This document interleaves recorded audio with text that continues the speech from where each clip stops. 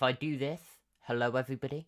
So I'm going to just test something out quickly. So this isn't the start of the podcast yet, but I just need to check how I can do something.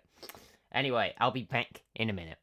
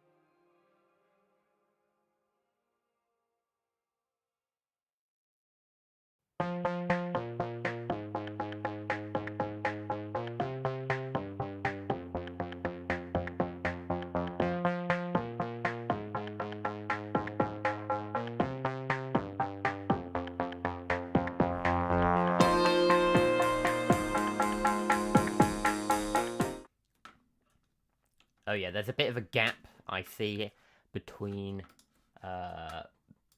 between the two windows, so I need to fix that, I think. In fact, I've got it in an unusual configuration. I usually I usually have it the other way around, so I'll do that now. I'll reconfigure it. There we are. So now, why don't we crack on with the news? So the first story we're going to be talking about today is AMD releasing the Radeon 7800 XT and the 7700 XT. So the 7700 XT is starting at $449. So that's quite a good price for a graphics card, and it's quite competitive. And of course, they're releasing this to try and rival the Nvidia's cards. So, for example, the 4060. And yeah, so this has only been released. The information about this card has only been released today, so it's a relatively it's very kind of new, as in no reviewer has kind of put out any sort of editorial coverage of it yet, I don't think. So we'll have to wait and see when it comes to that. But from these benchmarks, it looks pretty good. But of course, that is AMD's kind of what AMD wants you to think about the graphics card. So we'll have to wait and see how kind of tests, kind of what tests show about this card, and if it has any problems. So if there are any kind of faults or anything. Because that can also plague graphics cards. Anyway, what are your thoughts, Biggest?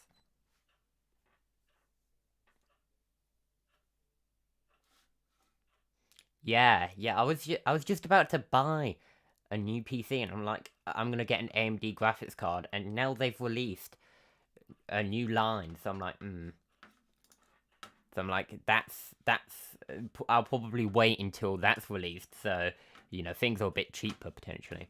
And this is actually at the same price, that was previous, so yeah.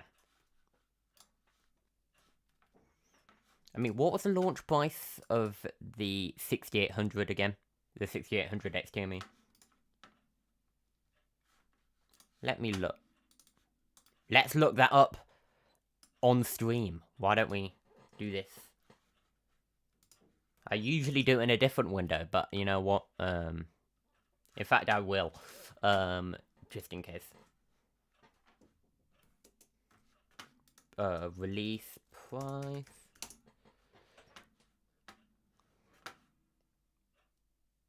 What was the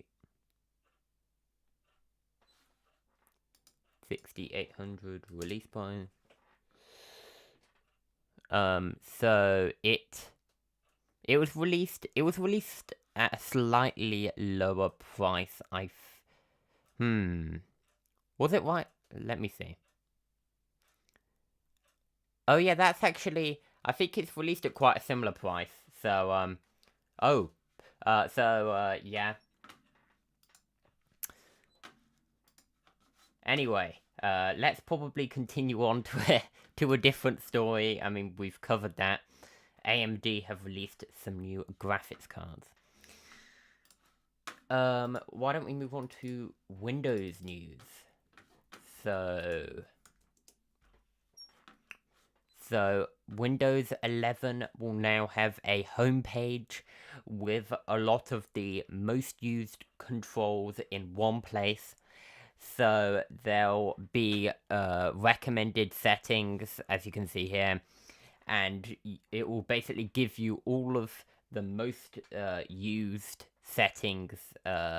so you can modify your settings quickly when you open up the settings app, and you don't have to search for whatever it is and get have to look through all the menus to find simple configuration options. So that's pretty cool. For quite a while, Windows settings have been quite fragmented. So, of course, there's been settings in Control Panel and settings in the Settings app, and not really much of a kind of indicator to kind of new users of Windows and people who aren't as experienced where to find certain settings. So this is a step in the right direction, and a step to kind of simplify how people interact with the settings app, because now there's a lot of the kind of most used settings in one place just when you open the app. So that's pretty cool. Yeah, do you have any thoughts on this, Piggers? I know you're a Linux user, so you probably don't have that many thoughts on it, but yeah.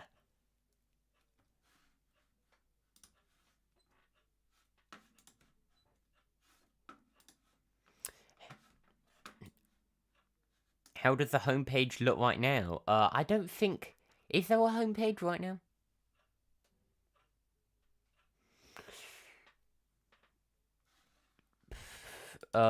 It says the new settings homepage.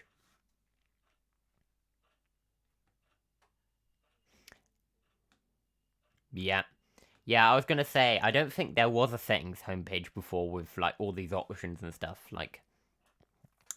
And also, yeah, I think there's an element of if you use certain settings more, it will appear on the homepage, so that's pretty cool.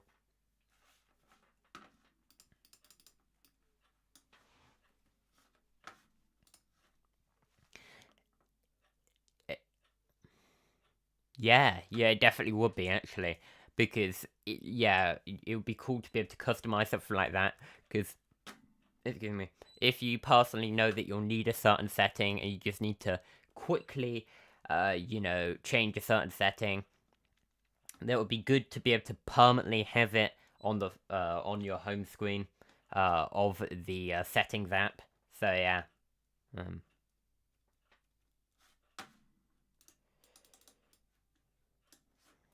Also, you might just be changing a random setting a lot, and then it'll just show up on your home screen. You're like, what?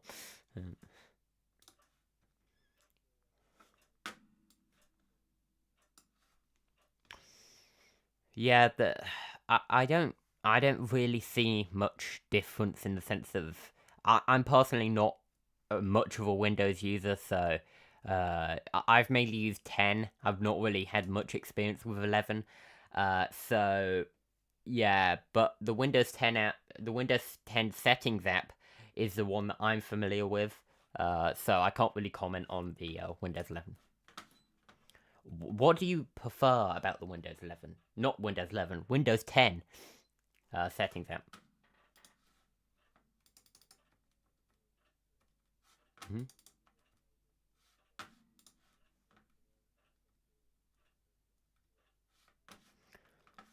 Oh yeah, because they've rearranged the settings app a bit. I know Mac OS rearranged the settings app a bit, and now you can't find everything as easily. As in, I think it's easier to navigate, but because I was used to a different settings experience, yeah, that was annoying. Uh,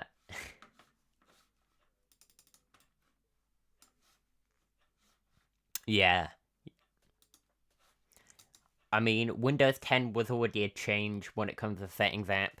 Uh, Windows 8 was a change to the settings app, so, they constantly change the way that you interact with settings. The control panel, yeah. Is anything still on the control panel? Like, as in, are there any settings which you have to go to control panel for right now?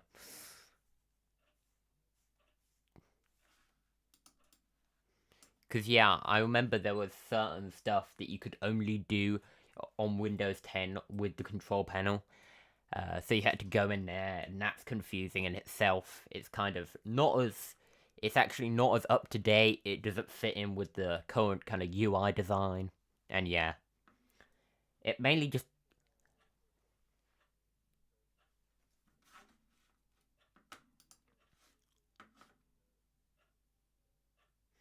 Yeah, yeah, yeah, yeah. Although, yeah, it's not exactly the old control panel isn't exactly kind of in line with the current kind of design of Windows apps, because it kind of looks like a Windows 7 app or Windows Vista. And yeah, yeah. So yeah, but yes. So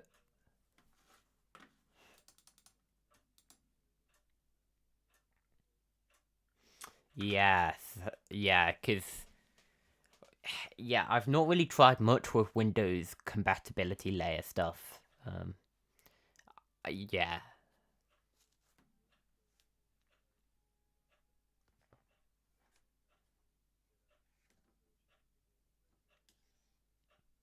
What version of Windows was it originally for?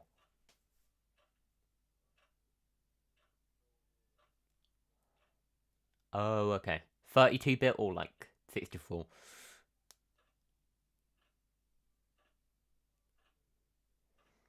Yeah, I was gonna say, because...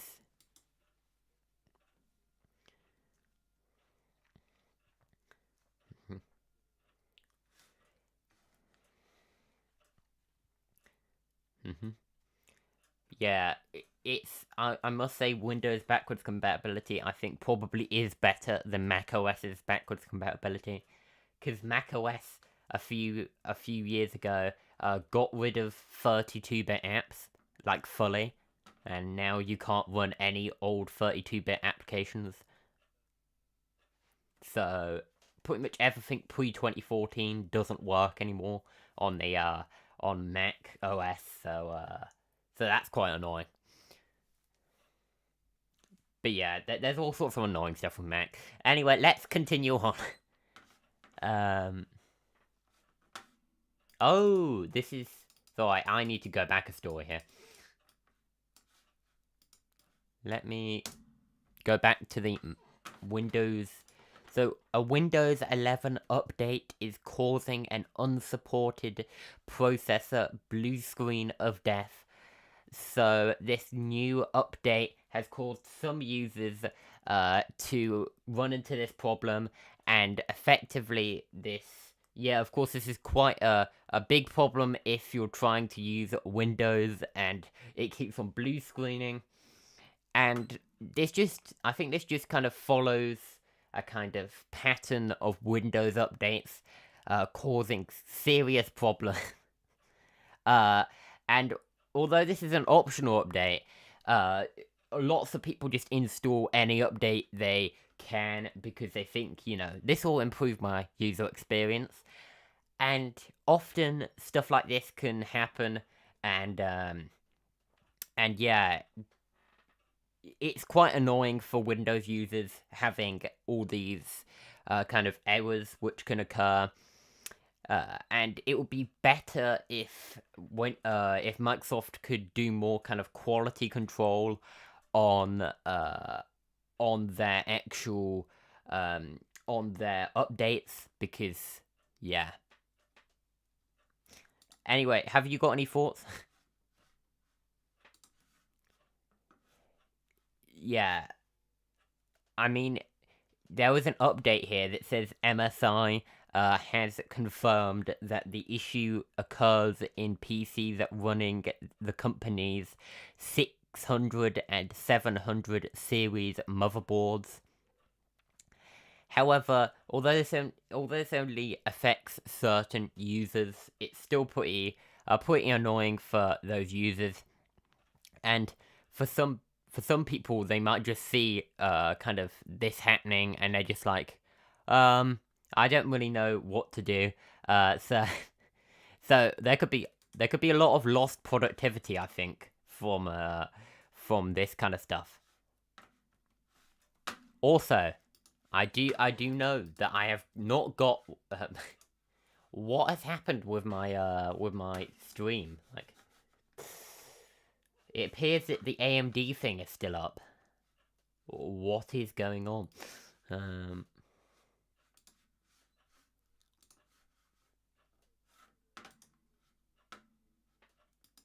Yeah.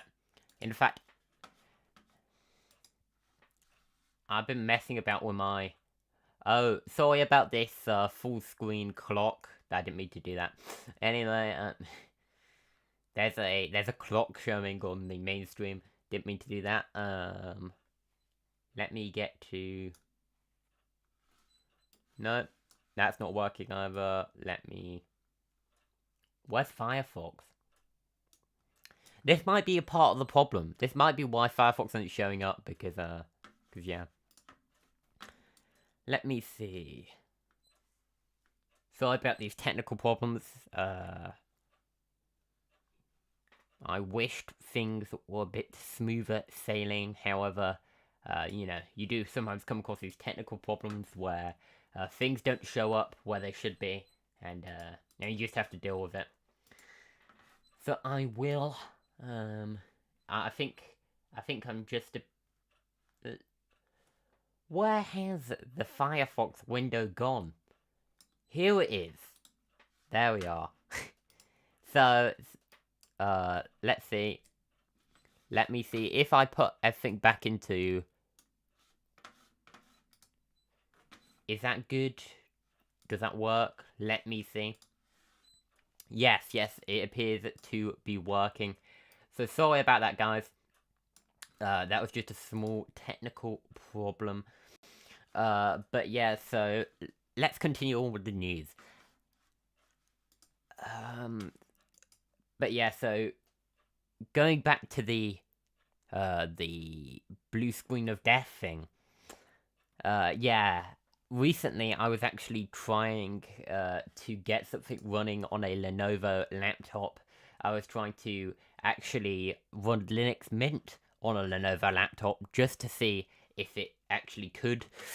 And yeah, I had Windows running, and in fact I was going to sleep, and I opened up the laptop lid to turn it off because I was like, why is it still on? And there was actually a blue screen of death. So, so that was quite annoying.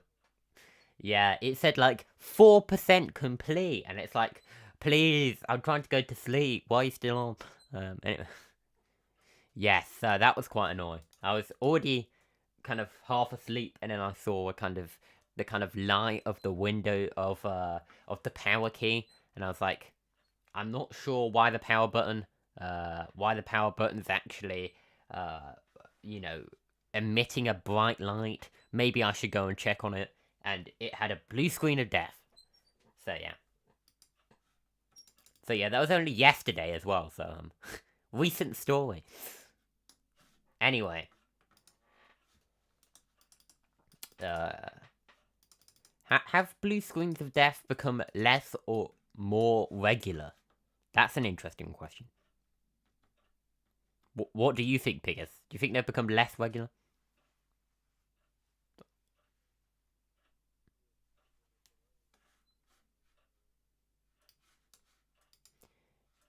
Yeah, I mean, there have been a number of issues with, like, especially with Windows updates, where sometimes, I remember with Windows 10, there were a few updates where a blue screen of death occurred because of some issue with an update.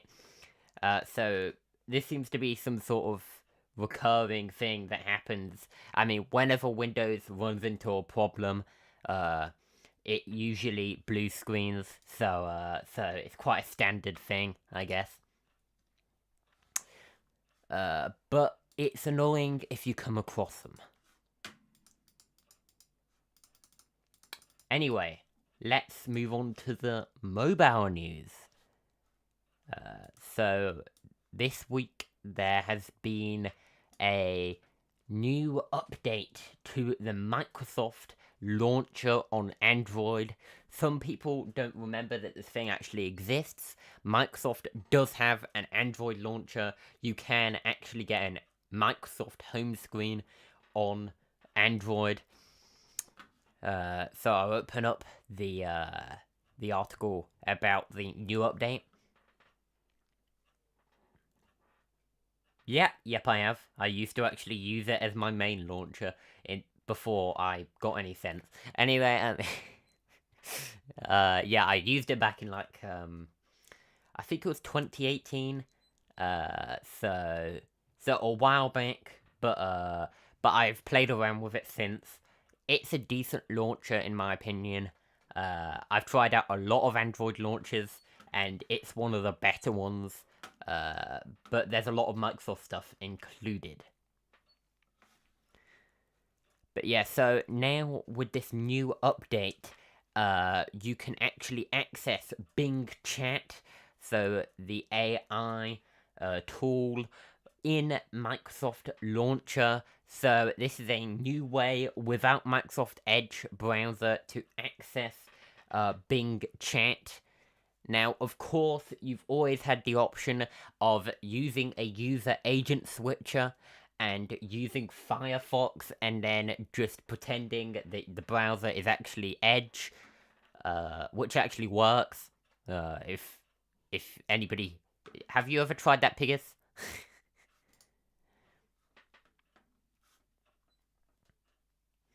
Yeah, well, I used... Okay, I just got a message from Shroom. So anyway, let's continue on. Yeah, so yeah, the Bing AI, it's pretty good. Of course, it's based on OpenAI. And you can actually use a user agent switcher, like a web extension, to actually pretend that you're running Microsoft Edge, and it will just allow you to use Bing AI. So that's a way that I get around the Bing AI, the Bing Chat, Microsoft Edge restriction. But this is another way of getting around it, I guess. You can use Microsoft Launcher, and you can access the AI within the launcher itself. However, for now, it's only in the beta version of the launcher. But of course, if you're using the Surface Duo, you'll just have to wait for the update to come out. But when it does, of course, it's running Microsoft Launcher by default, so you'll have access to that. So that's pretty cool. But yeah, AI getting more integrated in phones, I think, is kind of interesting. Being able to talk to a chatbot, I guess, an AI.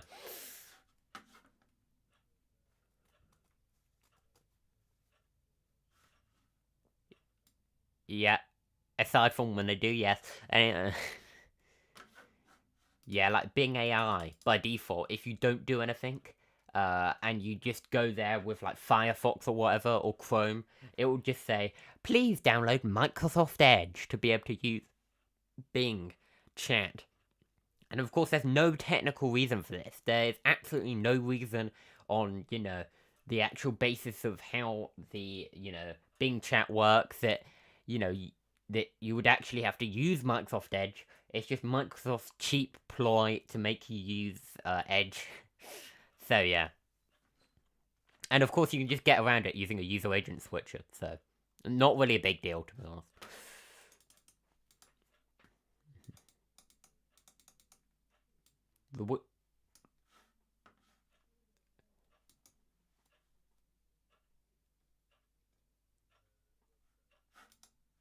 The Windows installer to download Windows 10. What? Oh, you mean the website you can go to download Windows 10? Yeah, you can.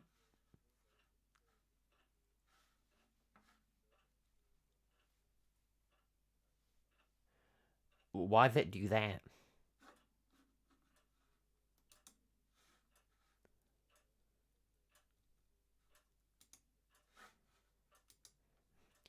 So why do you have to generate the ISO file? Like, is it because they don't want to have to download the they don't want to have the bandwidth concern? They don't want to, because of course Microsoft are really running out of bandwidth. I'm definitely sure. Azure is not, Azure's struggling definitely. And also, yeah, there's that.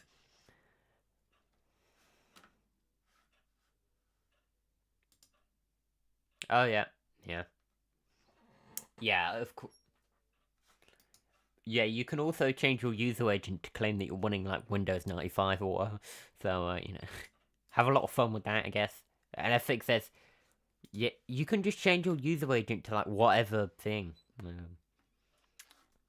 So yeah, so you can claim to be running like Mosaic browser or whatever, but don't, because it will say you can't run this site because your web browser is so terrible. It's from like the last century. So no. Uh,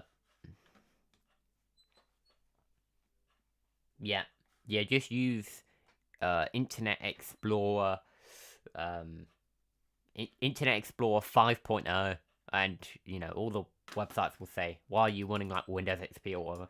Anyway, yeah, Netscape, great web browser. Netscape Navigator. Anyway, let's move on to the next story. The next story is related to the one, the only, okay, no, actually, I'm not gonna say that. The iPhone. So the one and the only Apple have decided that they're going to put a USB 2 port on their new their new iPhone 15. So of course USB 2.0 is of course very fast at 480 megabits per second.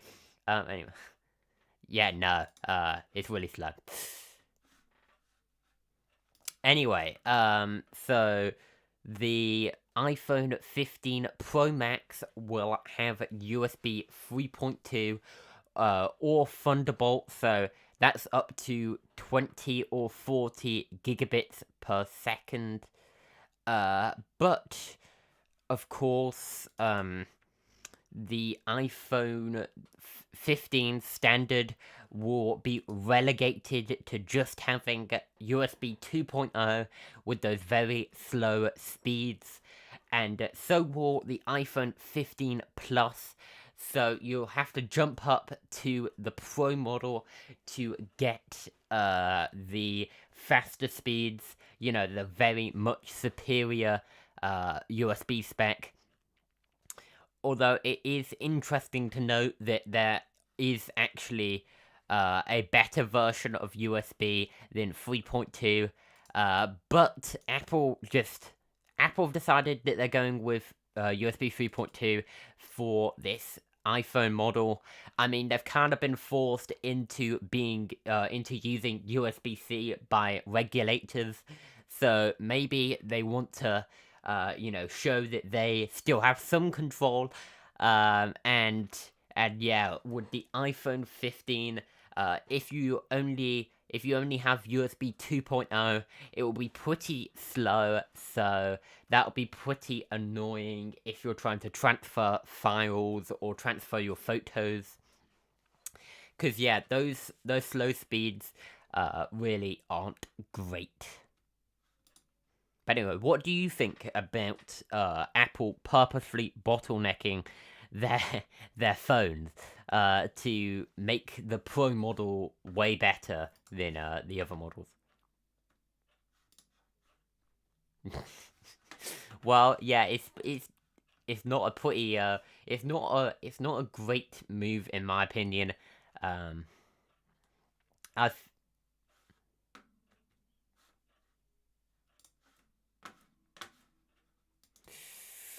think it would be more cheap. Yeah.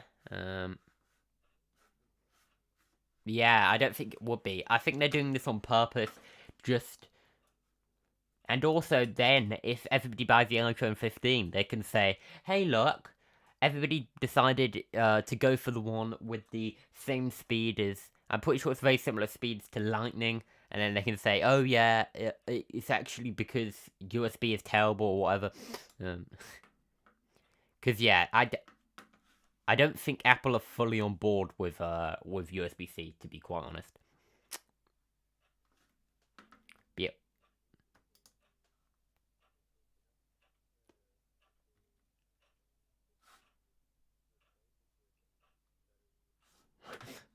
I'm pretty sure the USB port would stop working if you tried to do something like that. Because Apple have built in all sorts of weird DRM into their phones, so you can expect certain things like that. So I don't really know about specifically the USB-C port, but I have heard about other components when replaced actually not working. So I personally wouldn't try it. I mean, I'm sure somebody out there could try, and it might work, but who knows?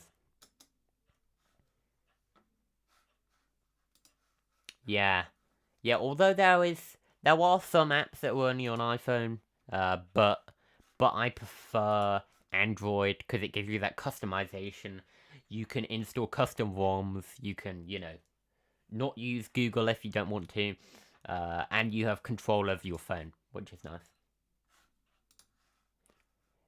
And also, yeah, if you're trying to actually make an app for either platform, Android, with Android you can actually not publish on the Google Play Store, and you can just publish on your own website or whatever. So that's cool, I guess.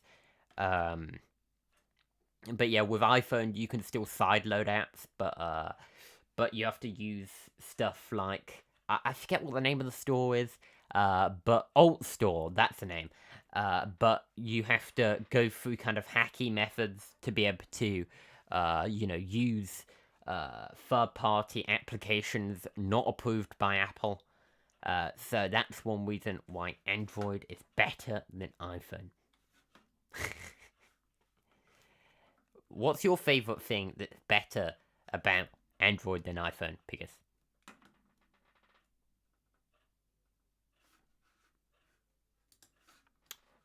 Yeah. Yeah. Yep. A lot of the time, Android phones are cheaper. Yep. They don't have a monopoly on Android, whereas Apple definitely have a monopoly on iPhone and iOS. So yeah.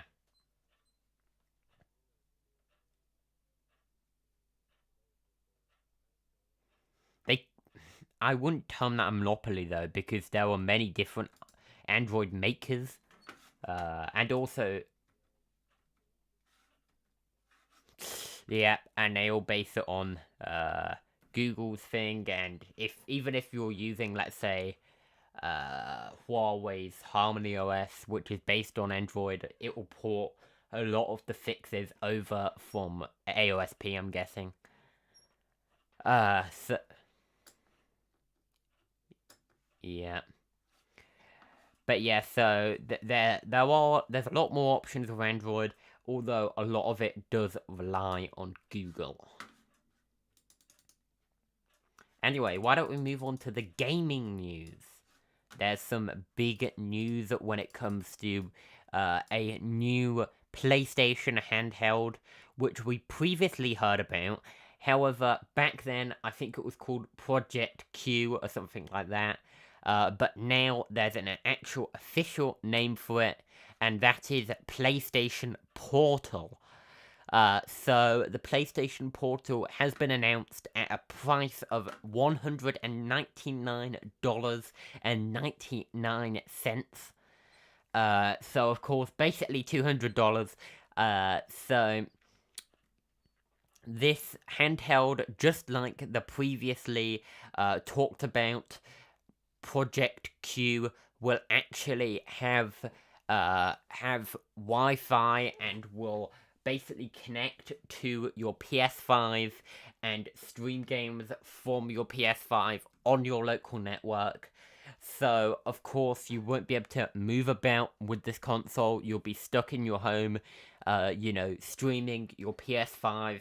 And, of course, you'll need a PS5 to start with. So, that's annoying. And, yeah. But at $200, it's slightly below the Switch in price. However, you basically get not really as much for your money. You don't get any sort of, nowhere near what you get with the Switch. Because, yeah, you have to buy this basically just a controller that you can play games on, and it just connects to a console. So there's not really any portable options, and you're not really buying an actual dedicated gaming console. You're buying a kind of controller, effectively.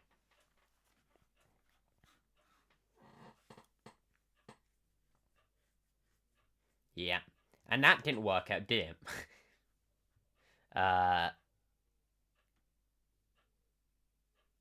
However,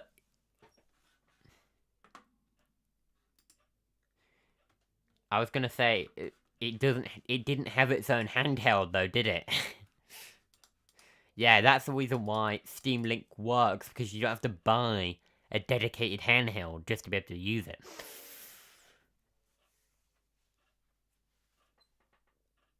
You bought...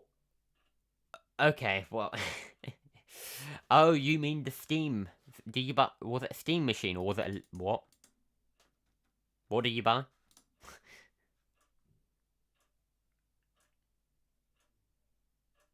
Sorry, what did you buy? Sorry. Oh, a Steam Link box. So, yeah, so you could... Okay, that makes sense. But anyway. Yeah, I was gonna say, how much did that cost?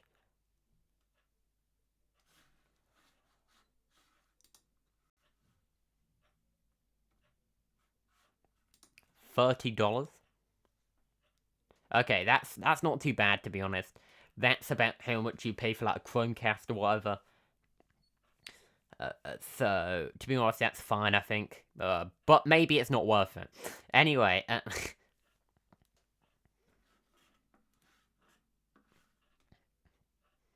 yeah. Yeah, so there's not really much point to that. But this PlayStation Portal seems to not have much more point than that. Because it costs $200, and yet you can't play, without a PS5. It's effectively just streaming games. Yeah, it's really... I don't think this will take off. Also, yes, and also... Yeah, and also, just to kill it, just to make the deal even worse here, you actually have to use Sony's Pulse 3D... Oh, wait, no.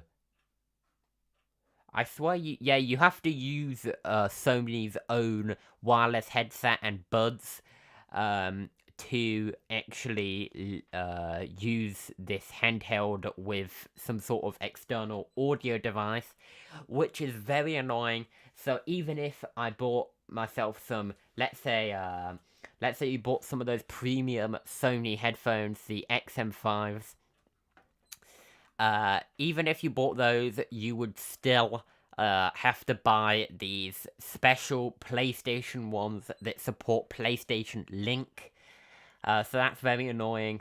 Very annoying to see this proprietary standard, which basically has no point, just to connect some headphones.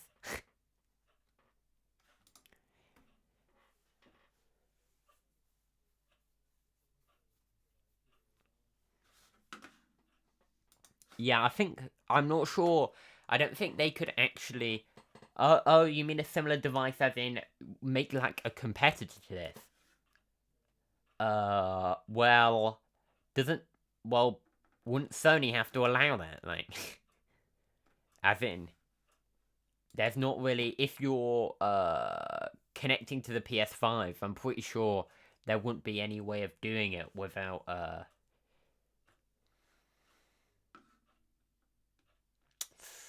yeah, maybe. Oh yeah, you could just get the screen from the PS5, couldn't you? And you could I guess you could. So somebody could make a competitor. You could make a DIY version of this, technically. And it's definitely not worth the $200. I don't think, unless it has some sort of really great thing. But yeah, yeah, yeah. I mean, it's only an LCD display though. I mean, like at 1080p.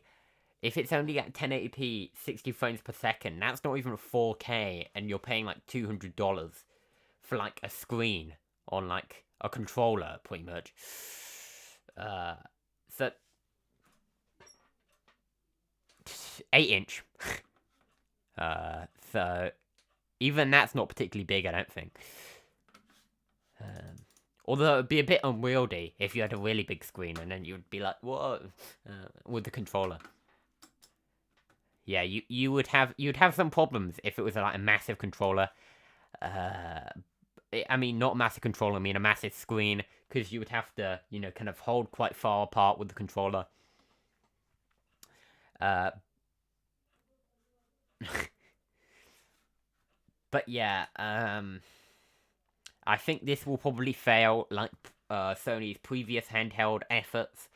I think the PSP and even the PS Vita were better ideas than this, and coming in at a price like this, I don't think Sony can really expect good sales or anybody to really adopt it.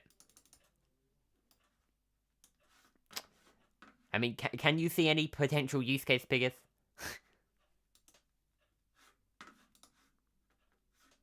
Mm-hmm.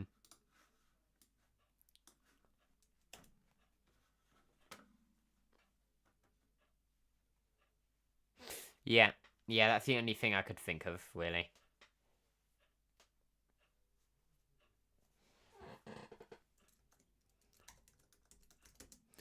Like, yeah, look at, like, wow. Nintendo Switch, how much does that cost? Oh, wow, it's only 290. Oh, you can get a Switch Lite for only $200. Well, yeah, that's the exact same as you can get for that PlayStation console. Except, you can actually play games on it as a dedicated thing. Wow. Anyway, I'll stop going on about this now. But yeah, I think it's slightly ridiculous, the price for this handheld. Especially with the competition from, the Steam Deck, the competition from Nintendo. Really, you have a lot of other good options. Anyway, so there's this new YouTube feature powered by AI, and now basically you can hum to search for songs in YouTube. So it's only rolling out to a small number of users on Android right now. However, it will allow you to search for songs easily just by humming them. So there was previously a hum to search feature on Google. So that's already been a thing. However, now you can do this with YouTube, and it's much faster apparently. So it only require about 3 seconds apparently, whereas Google Assistant's version requires 15. So pretty cool feature, I would say.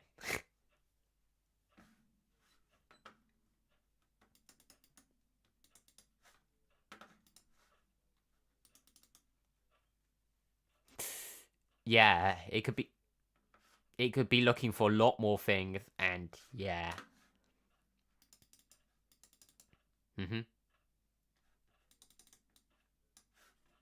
Yeah, 3 seconds.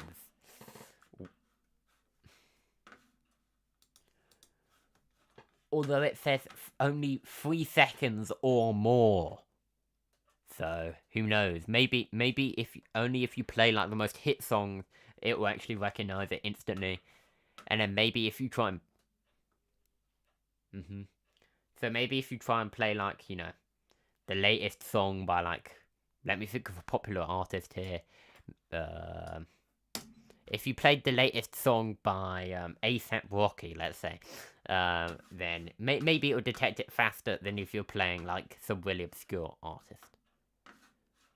Anyway, I don't know what's going on with my There we are. I've got dark mode back on the browser. Anyway.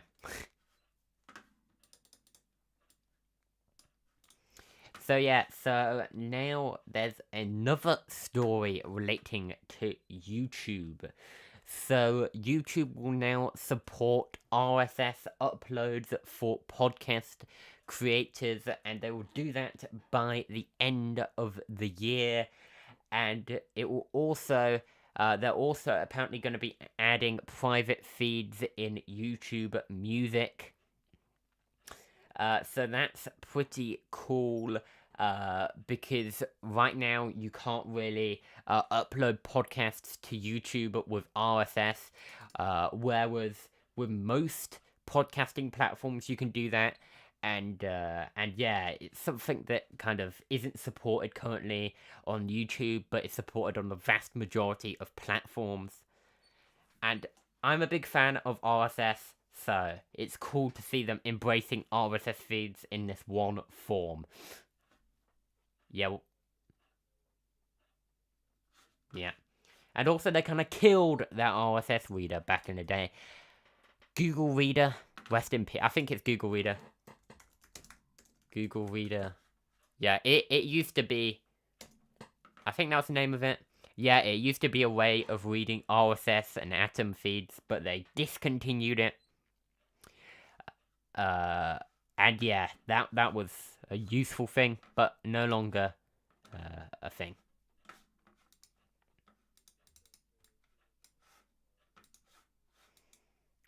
Yeah, yep, I did.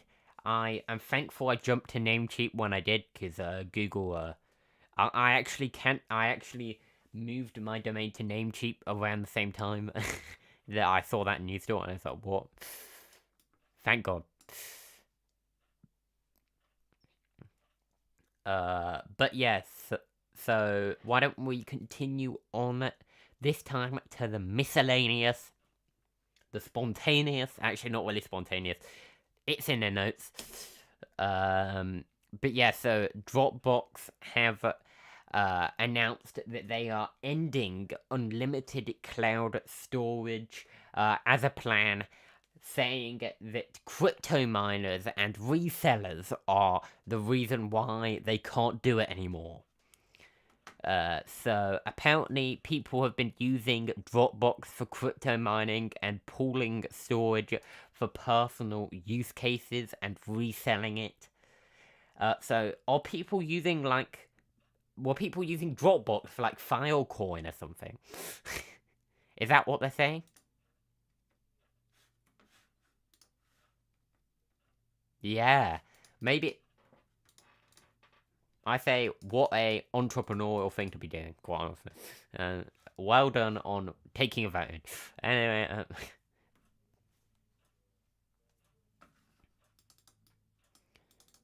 let's find out. I'm gonna look it up here. Unlimited price.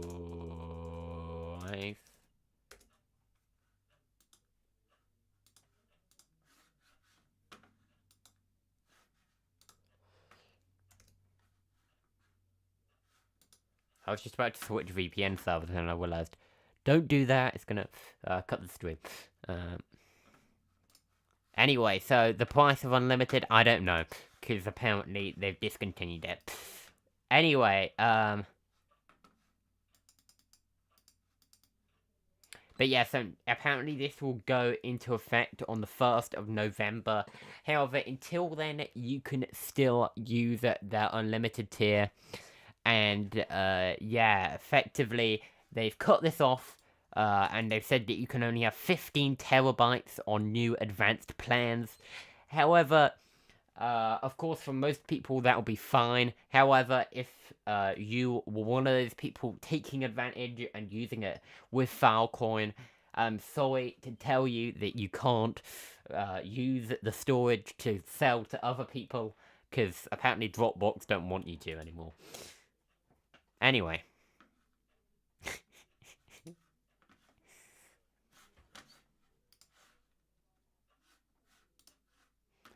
Probably, clearly not, given that he did just ban them all.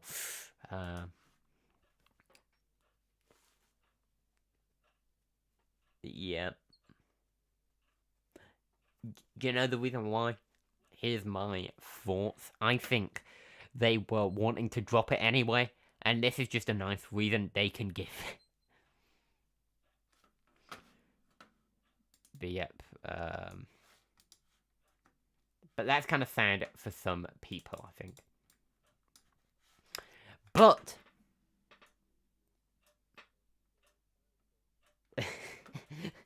you must be allocating the storage for Filecoin off the Dropbox somehow.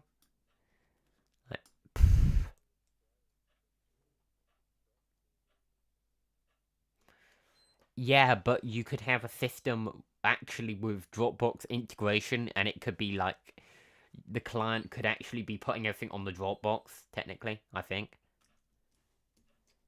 That might be how it was working. Who knows? Anyway, continuing on, the last story, another one from The Verge. Alphabet are partnering with Walmart for drone deliveries in Dallas. So people in Texas, in Dallas, can now receive deliveries in under 30 minutes using this drone. And apparently they will offer these deliveries in the Dallas-Fort Worth Metroplex. So that big area around Dallas. And yeah, it seems that this is some sort of automated drone. However, there are operators checking on it and making sure that nothing is going wrong.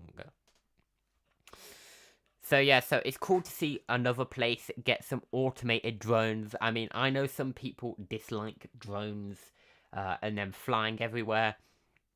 However, it is kind of cool to see stuff getting delivered by drone. I don't know. Maybe it's futuristic. Maybe it's dystopian.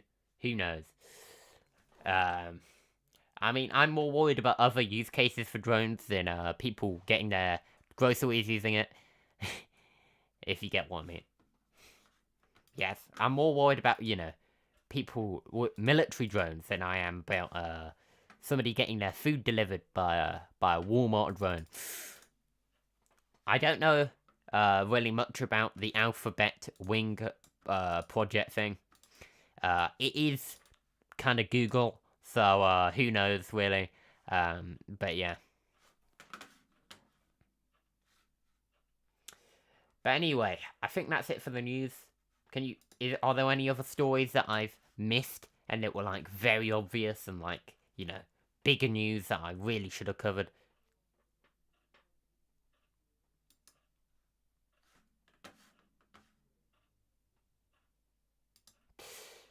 Yeah, of course there's all the LTT drama and stuff, but I feel like that's been well covered by other outlets, so I don't feel like I personally really need to talk much on that. I mean, Trump's mugshot, I mean, he's actually rejoined X just to post his mugshot. So, you know, we'll talk about that before the show ends, I guess. So, Donald Trump has officially rejoined Twitter, actually X, that's a new term, and effectively he's just published he's basically just posted his mugshot, and yeah, that's basically what he's done so far. And of course, Elon Musk allowed Trump back on the platform. However, he did decline for quite a while, given he has his own Truth Social. However, of course, because he wants to publicize his mugshot and his arrest, I guess, he wants to, let everybody know, I guess. So, he's went on X. Do you have any thoughts on this, Pigus?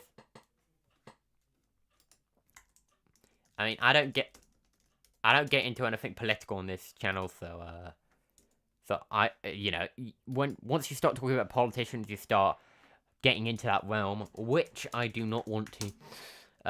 So yes. But I remember there was a Verge article on this. Here it is. So now, oh sorry, yeah. Just say bad things about both sides, yeah. Yes, so he's, of course, been arrested, and of course he's had his mugshot taken, but he has decided to take advantage of this for publicity. He still wants to run to be president in the US, so he thinks this might help his primary chances, I am guessing. And given he's still a primary candidate, yeah, he still has that chance. Anyway, I'm messing about with Windows right now, so, let me see. There we are. But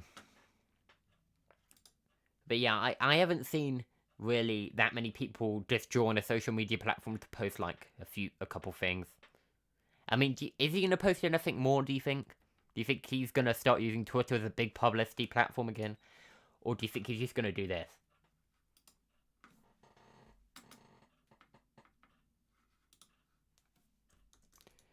So you think he'll come... Yeah. Yeah, I mean, I think he'll continue publishing on Truth Social, given that's his thing. But yeah, of course, Truth Social probably isn't... I don't know how popular Truth Social is. But, of course, Twitter, or X, is a lot more popular. So it will be a bigger platform for him. The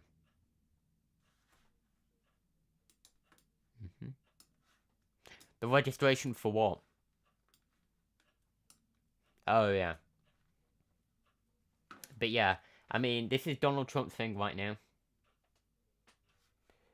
Hang on.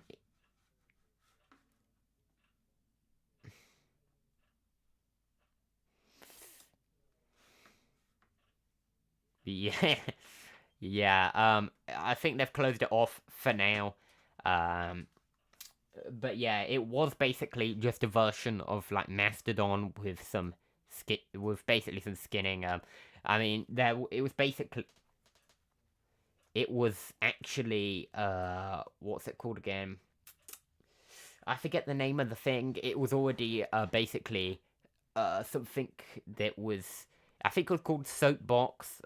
So, yeah, there was already a UI thing that they were using, which basically gave a lot of the kind of nice-looking aspect of Truth Social. But yeah. Anyway. I think we've come to the end here. I mean, I could mention a few more things, of course. There's the LTD drama. If you haven't heard about that, you should go and check out stuff to do with that. Of course, there's the EU Markets Act, which has come into force. So that's a story I haven't really covered, but it's kind of quite a big one, I think. And yeah, I don't think much has really happened with the Markets Act. Not really that many changes have took place when the EU's regulation has come into place. But a lot of the stuff had already happened.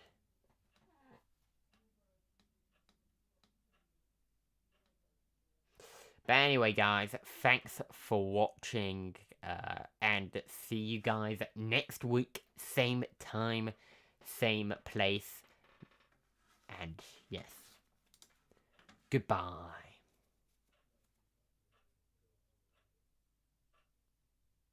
So, what do you say? I mean, I'll cut this to Suze. Or what's OpenSUSE goes private? Dude, what? I need to... Whoa, man. That's a big story.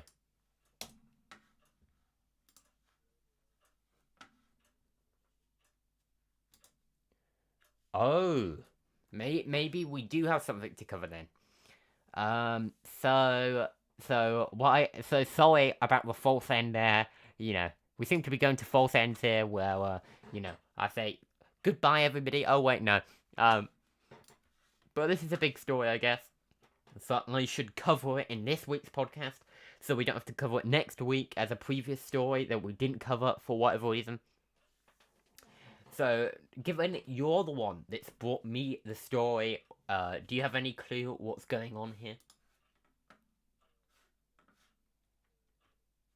Oh, okay. Yeah, so I've already got a post open, but this one is actually from SUSE. You know, Open SUSE, yeah, themselves. So they have actually gone private again. So previously, were they on the stock market?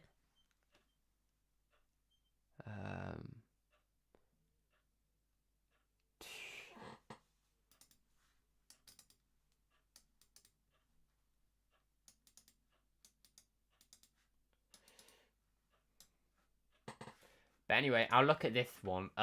So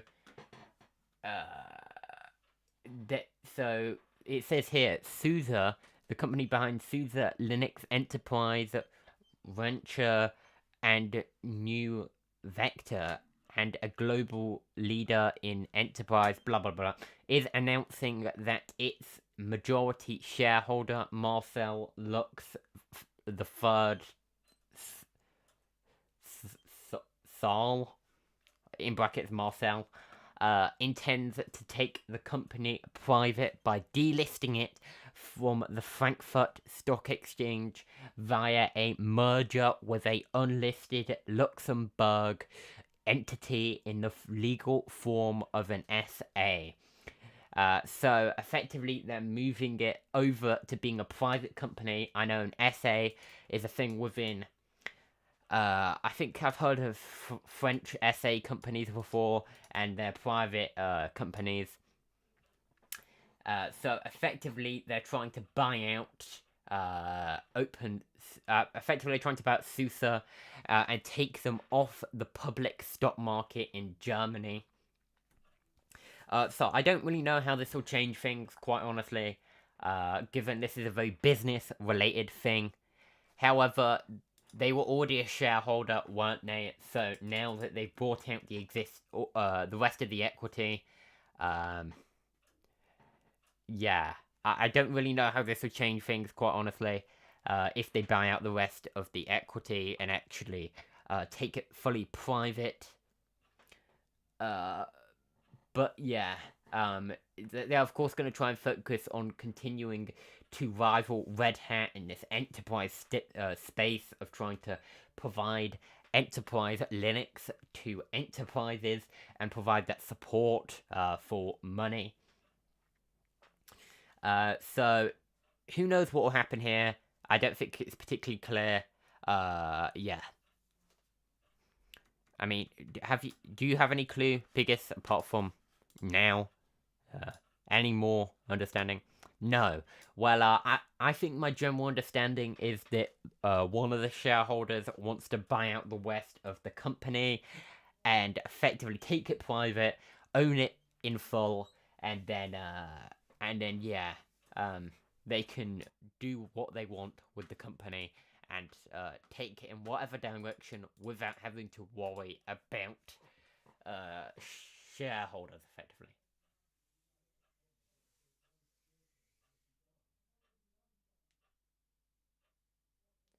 Yeah, probably. I'm guessing. Um, yeah, yeah. But yeah, taking a company private can mean that you no longer have to listen to investor pressure. So that might be good in some respects. Although, of course, if your leadership isn't particularly good, you know, you're your own boss, I guess. So, you know, And also you won't receive as much investment if you're only privately trading. So if you don't have, if you're not a publicly listed company, you can't have people investing in you in such an easy and open way. So that's one disadvantage, I guess. But yeah, who knows what's going to happen with that. It seems like a very business-related thing. I don't know how this is going to impact OpenSUSE or any of the kind of SUSE stuff. Yeah.